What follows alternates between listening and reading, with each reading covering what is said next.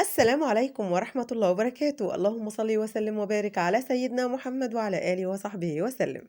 رُحت لسِت الكل علشان نبات معاها يوم، لقيتها مجهزة لي الدقيق ويالّا علشان نعمل فطير مشلتت نِفسي آكله من إيدينا تاني زي زمان، وعلشان تشجعني عشان أصوّر فيديو ربنا يخليكِ ليّا يا رب يا حبيبتي. هنعمل النهارده مع بعض الفطير المشلتت.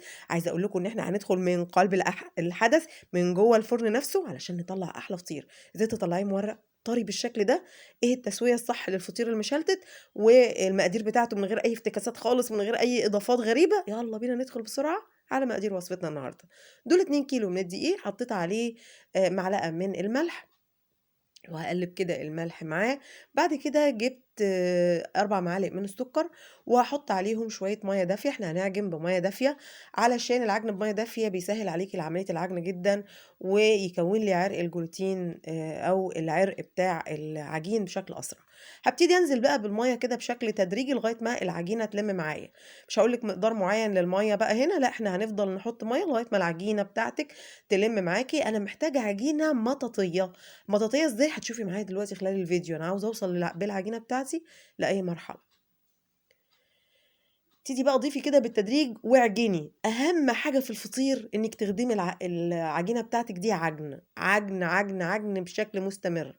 يعني ما تقطعيش خالص عجن فيها لغاية ما بُصّي تقول لِك ارحميني، خلاص كده تمام. فهابتدي أعجن فيها كتير جدًا، جدًا لغاية ما توصل للمرحلة دي. هنا بقى هاحط ربع كوباية من الزيت.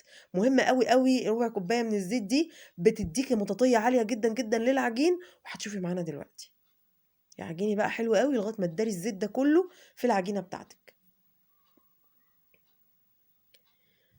طبعًا سِت الكل علشان تخلّيني أصوّر كانت أحيان كتير بتقوم هي بدور العجن يعني، ربنا يبارك لي في عمرها يا رب. بُصّي كده، كده أنا كوّنت عرق مادة الجلوتين اللي هي بتساعدني إن المخبوزات بتاعتي مش أي نوع من المخبوزات، العيش أو الفطير بتطلع ناجحة. هي دي اللي بتحتاج فيها تكوين عرق الجلوتين.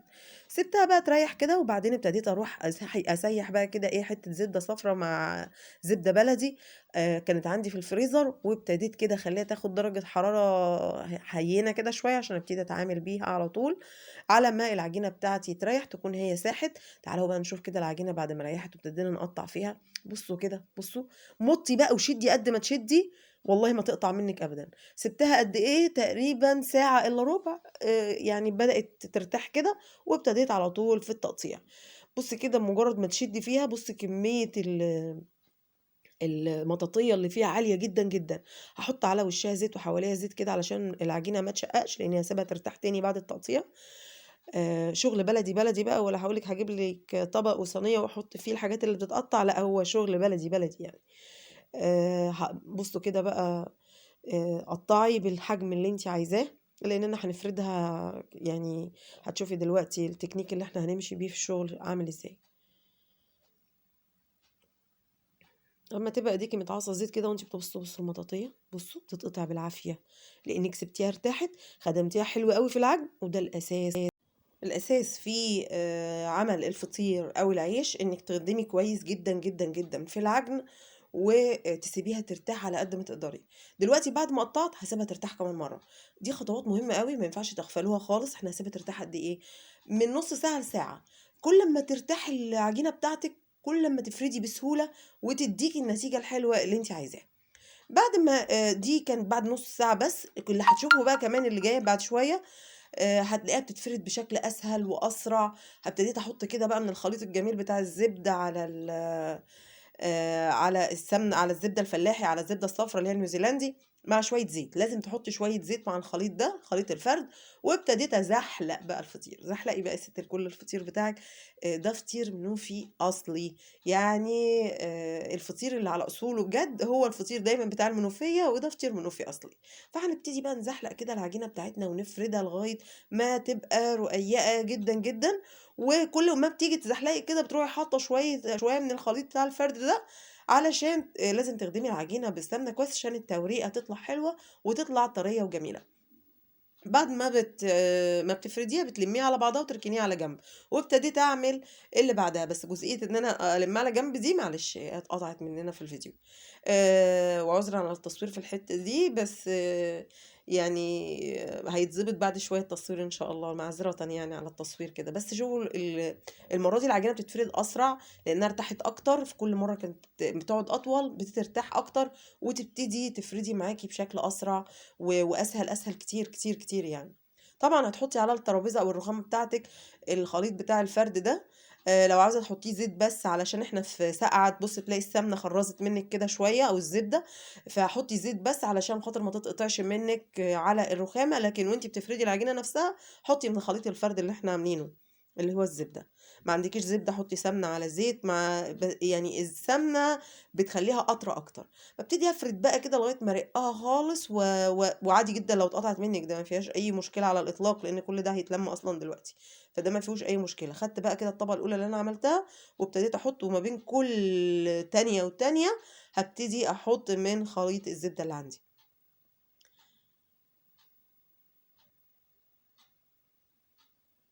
دي كلّها توريقات، توريقات، توريقات. عايزة أقول لِك أصلًا ريحة الزبدة تحفة، فعاملة شغل حلو وعالي أوي، أوي، أوي، أوي. بُصّي كده كل لمّا العجينة ترتاح تفرد معاكِ بسهولة إزاي، بُصّي الجمال، ما شاء الله جميلة. افردي بقى، افردي، افردي، افردي، افردي بقى. باعتذر مرّة تانية على زاوية التصوير. بس طبعًا إحنا في البيت عند ماما، فما كانش معايا أصلًا الstand لإني ما كنتش عاملة حسابي إن أنا هاصوّر. اتفاجئت بموضوع الفطير ده، باعتذر جدًا، جدًا عن زاوية التصوير يعني. يعني نوعًا ما كده اتضبطت شوية الزاوية. بُصّي كل أمّا العجينة ترتاح تفرد معاكِ حلو أوي إزاي، ما تستعجليش خالص في أعمال الفطير ده، يعني أمّا تعمليه كده أنتِ اعمليه قبلها بفترة، إحنا كنا بنعمله كده بالليل وسهرانين فيه كده أنا وماما لغاية الساعة 02:00 عشان هنفطر تاني يوم بيه، أخويا بييجي بقى ونفطر كلنا سوا، ونقضّي وقت حلو كده مع بعض. يعني عايزة أقول لِك إنِّك ما تستعجليش خالص في عمايله، واعمليه كده براحتِك خالص قبل ما أنتِ هتبقي، يعني مثلًا لو أنتِ هتتغدي بيه اعمليه الصبح أول ما تصحي. لو أنتِ هتعمليه على الفطار يبقى اعمليه قبل ما تنامي، والصبح حطيه في الفرن يسخن هيطلع زي الفل.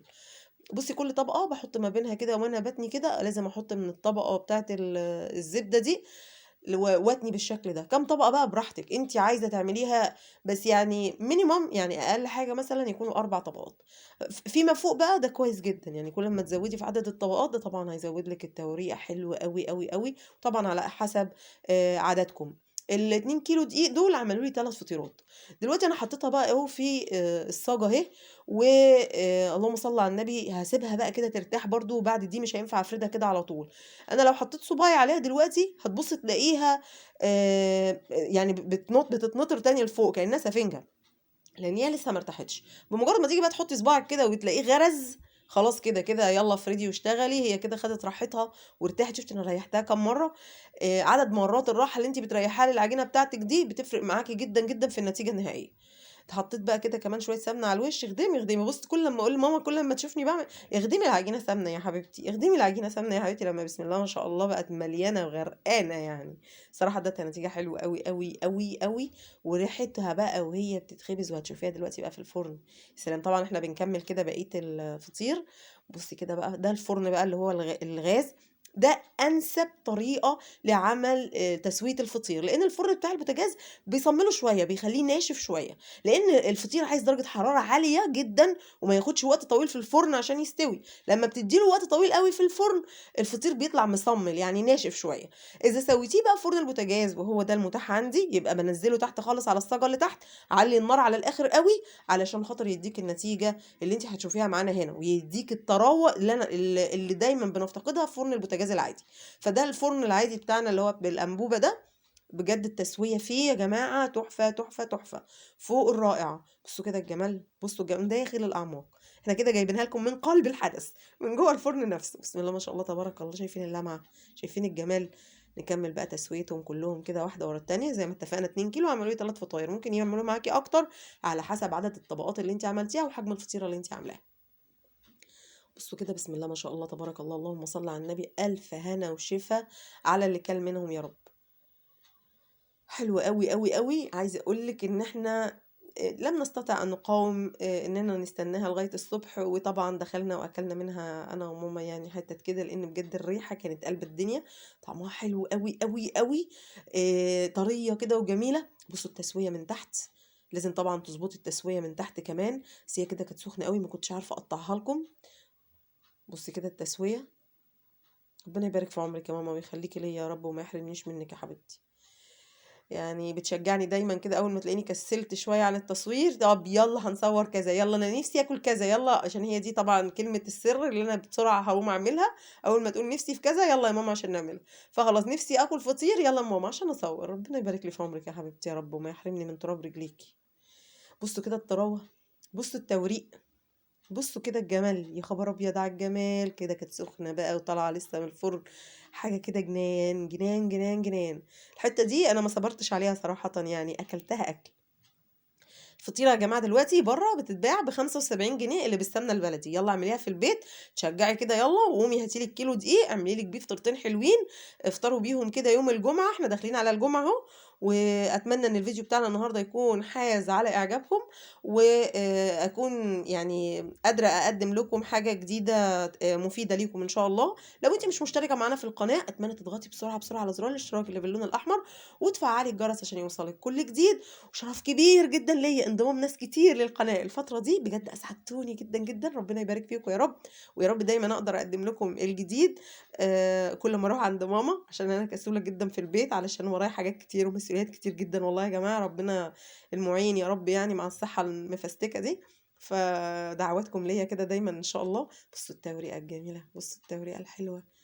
الله أكبر، الله أكبر، ربنا يعني اللهم بارك يا رب، اللهم بارك، إن شاء الله يحسن ما بين إيديكم أنتم كمان، وتطلع كل حاجة بتعملوها حلوة كده وجميلة، وتملي بيتِك خير وبركة، وده الفطار بتاعنا بقى يوم الجمعة الصبح مع أخويا، أتمنى إن الفيديو يكون عجبكم، في رعاية الله.